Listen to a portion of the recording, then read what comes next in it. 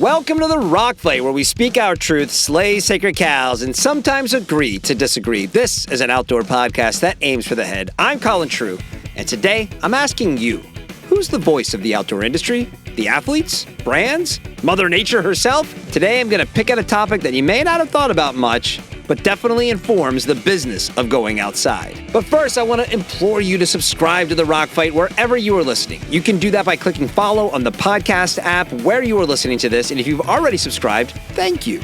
But I also have a job for you too. Please share The Rock Fight with your outdoorsy pals. Together, we can win this rock fight. Thank you for supporting us. All right, let's start the show.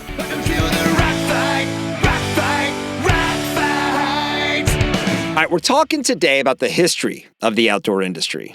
For those of you who may not know, Utah State University has what they call the Outdoor Recreation Archive, and they house thousands of copies of books, brand catalogs, and materials from over the years, including magazines and industry publications like Snooze.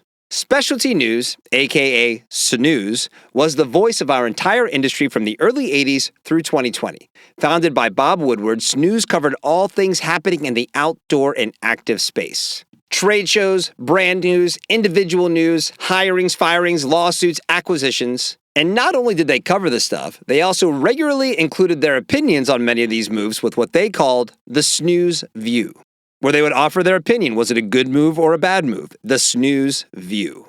Eventually, Snooze was taken over by Michael Hodgson and Therese Iconian, who eventually sold it to Active Interest Media. And in 2020, all of AIM, including Snooze, was acquired by, you guessed it, do I have to add a drum roll? I think you know what I'm going to say here.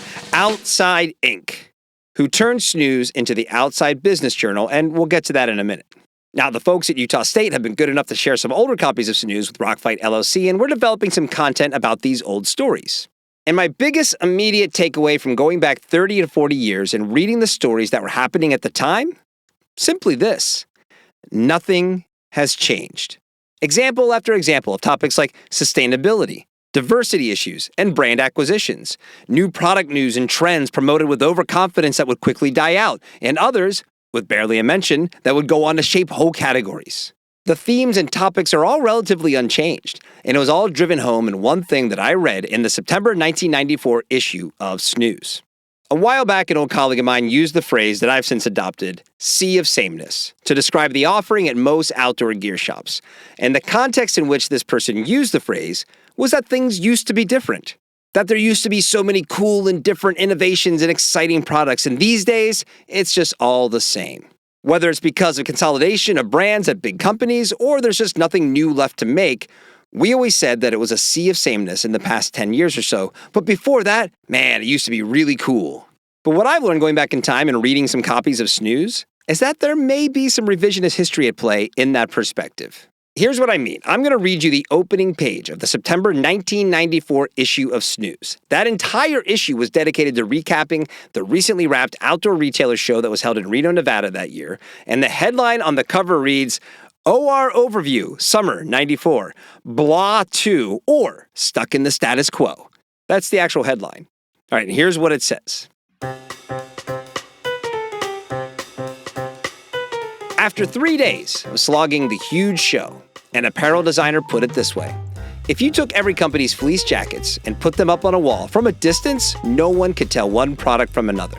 A clothing manufacturer put it this way: you can take labels off any garment in any booth, put it on any garments in any other booth, and no one would notice the difference. Make that tents, sleeping bags, boots, sandals, etc.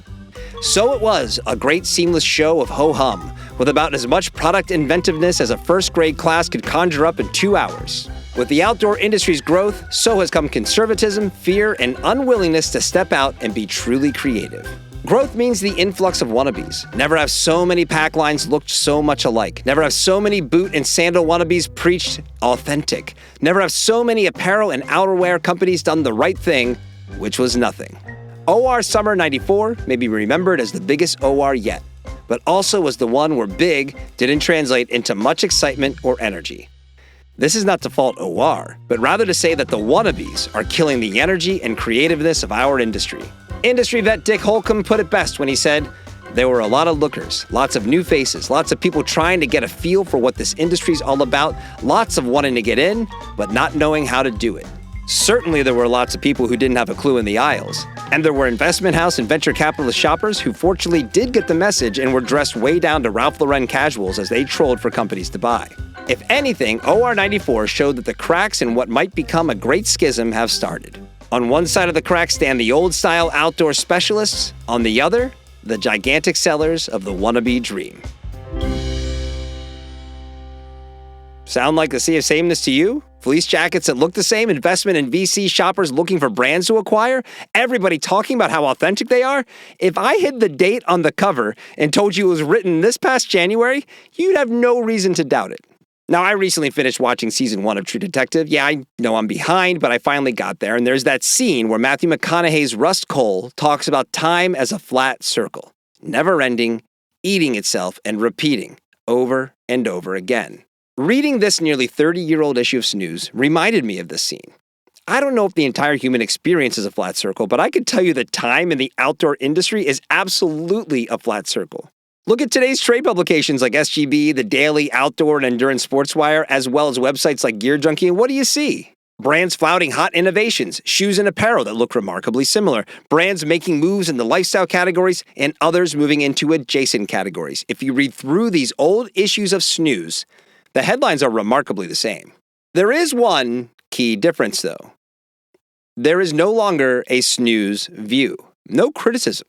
No opportunity being created to kick in the door and shake things up.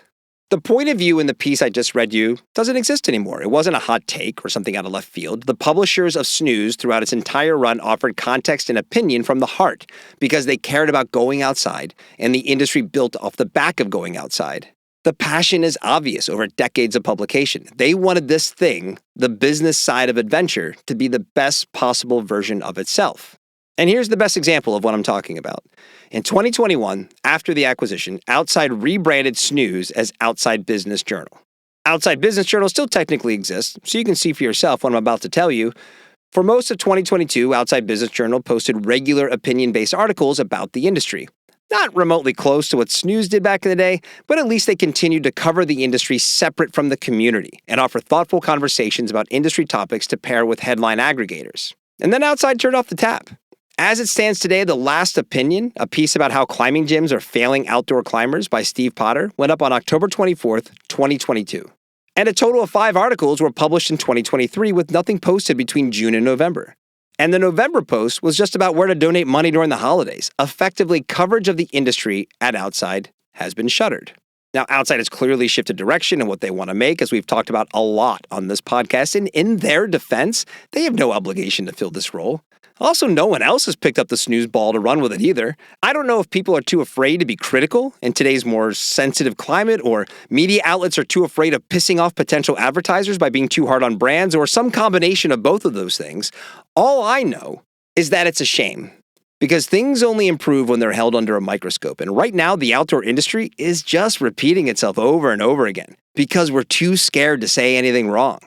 Maybe that's simply the destiny of the outdoor industry, and I should accept that after seeing it proven to be the case for more than 4 decades. But as my mother told me for my entire life, I'm a bit of a hardhead. So I guess there's really only one thing to do. Let's throw a few more rocks. That's the show for today. I would love to hear your stories about reading Snooze, or how you view the sea of sameness in the outdoor marketplace, or anything else we talk about here on The Rock Fight. Email your feedback to myrockfight@gmail.com. Have you signed up for Rockfight's newsletter yet? What? You haven't? That's okay. Head over to rockfight.co and sign up for News from the Front. It comes out every Sunday morning. And by the way, it contains stuff you can't get here on our podcast or on our website. It's only in the newsletter. Go subscribe today at rockfight.co. The Rock Fight is a production of Rockfight LLC. I'm Colin True. Thanks for listening. Here to take us out, he's making time for us during his tour with Bowling for Soup. It's Krista Makes with the Rock Fight fight song. We'll see you next time, Rock Fighters. Rock Fight.